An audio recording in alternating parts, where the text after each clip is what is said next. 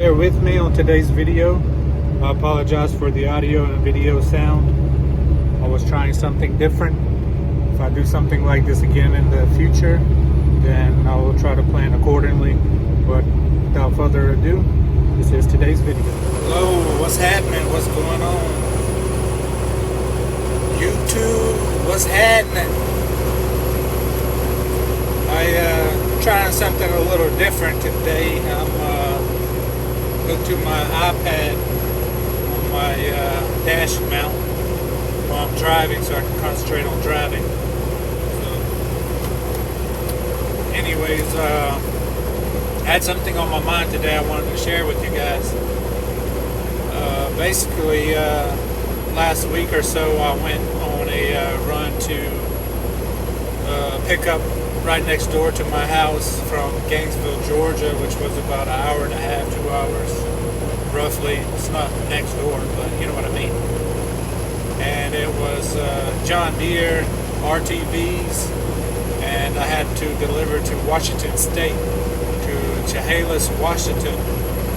And I have an aunt and uncle and grandmother that lives there, and Federal Way, like by Seattle, Washington, basically, in between Seattle and Chehalis. So anyways, last time I was down there, the first time I went, I met her husband. I already met her, and then I got to meet my wife's grandmother. She's 92 years old, and she just had a birthday, so happy late birthday, Babishka. And when I was down there, she was telling me how they were going to start being more strict about the COVID mandate and vaccines and all this. And I've seen signs everywhere, like, you know, like a rebate or incentive in order to get the shot and stuff. But this last time I went down there, I didn't see any signs or anything. But when I got there, I parked at like a Walmart, and I was waiting on Tataluba and Dieja Simon to get out of church to come and pick me up, so I could do my 34-hour reset with them and spend time with them. And then like the day after was, you know, my grandmother's birthday, so we could spend time with each other and do our thing or whatever. So anyways, fast forward, okay, I was at the Walmart. I was like, man, I need to get some food, I'm hungry, while I'm waiting on them or whatever. So earlier during the day, it was like maybe 10:30, 11 o'clock. So I went to this pizza joint that was right next door. And I noticed they had signs on the door that says vaccine card required, I guess upon entry or whatever. So I was just stood back and I was looking. A couple of people go inside. They were pulling out vaccine cards and showing the hostess, and then they would be able to be seated. So I was like, man, I don't have a vaccine card. Are they really doing that now? So I was like, okay, well, I waited till the hostess seat somebody, and they only had one hostess. So once she went to take them to the seat, then I ran in the restaurant, and basically I veered off to the left to the bar area.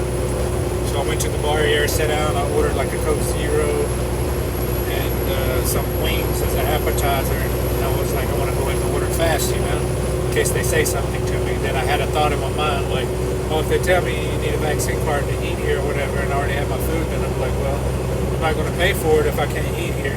I'll just leave. But that's really not a good thing to do, so I probably would have took it with me to go.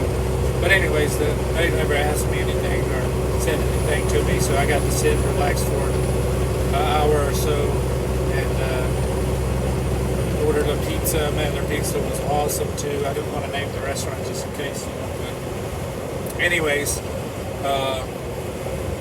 I was talking to the bartender there for a while, and you know, just talking about my experiences trucking and asking her, you know, is everybody doing this mandate thing where you have to show a vaccine card now in Washington? She was like, yeah, it's really strict now here, Federal Way, Seattle, Tacoma area. They're starting to be more strict. Depends, I guess, on the county you're in. But I was like, man, that's crazy. She said, yeah, but I'm not so strict on there. We're not really as strict on there. We really don't care anymore. We're at the point where we don't really care. We don't care if we do get fined, because it's impacted our business a lot. And I was like, well, what do you mean? How has it impacted your business? Just like by people not coming? She was like, well, people still come, But if we're just strictly on the vaccine card, like when we very first started doing it, we were like checking all vaccine cards and everything, like you were supposed to about the books, basically. So they would check it, which is, there's no validation system, which I'm sure there's one coming, and I'm sure they're going to print out something like a driver license where you have to scan in the future. Otherwise, people could use fake vaccine cards, which people are selling fake vaccine cards. But anyways, so they don't even really look at it, the vaccine card. They just see that you have it, and I say, oh, okay. They don't really take their time to look at it, make sure it's filled out or whatever. I seen this as I was there in the restaurant. I don't know if it was just that restaurant or whatever, but she said they had impacted our business because when it first happened, they were doing anywhere between $11,000 to $13,000 a day. I don't know if it was a weekend, or weekday, or every day, or I'm not really sure. But she said they were doing $11,000 to $13,000 a day. And when they started the vaccine card, like you have to have it to enter, it went down to like $3,000-$4,000 that day or per day. So that is a humongous difference. I don't see how people are going to even make it. Like, they're already coming back from this whole COVID shutdown, and things are getting back into the swing. Some of the businesses that were suffering cannot reopen, and now they have to deal with this on top of it. So, I mean, that's going to be crazy, because if you think about it, especially for the food industry, because food is very expensive. It's hard to even get some of the, like, chicken nowadays and stuff like that to different restaurants, and they have to find different suppliers, and prices are changing, and they have to put, like, discontinuing different items on the menu because of food shortages and all that. So if you think about how expensive food is, got my Love's coffee. If you think about how expensive food is, right? And already in the food industry, you don't make that much unless you have a bunch of chains, if you're a big chain. Or maybe it just depends on each restaurant, I'm not really sure. But I had a friend of mine, he used to run two of the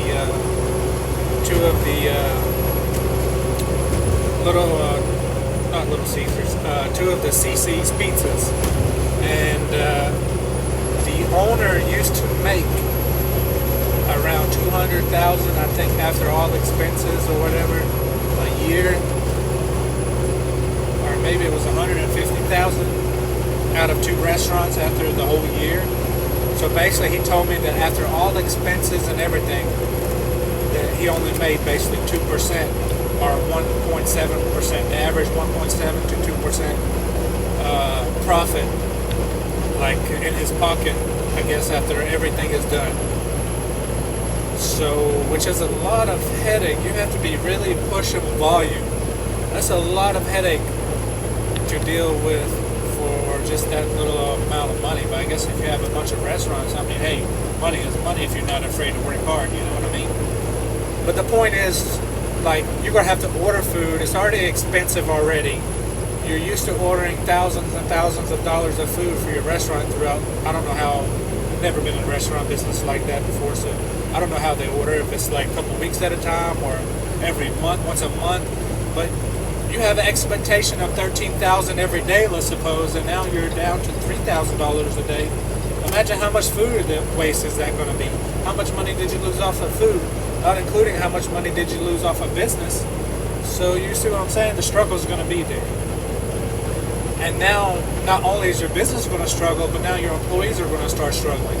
And then they're going to leave to try to find another job because they're not going to be able to survive. If you think about it, the only money they usually make, like waiters and stuff, I'm not talking about cooks, I'm talking about like servers, waiters, whatever you want to call them, you know, like usually they make like $2.50 or $2.15 an hour or something ridiculous, you know. But they mostly make the majority of their money off of tips. But if they're not getting the business, they're not getting the tips. So they're going to work all day for like $50, $60. They can't survive like that. So, I don't know, maybe it's just that area. I'm just thankful that in South Carolina we don't have that yet, that mandate. And, you know, we are living in the end times right now. It's only getting closer and closer. But, I mean, just stay prayed up and stay believing God.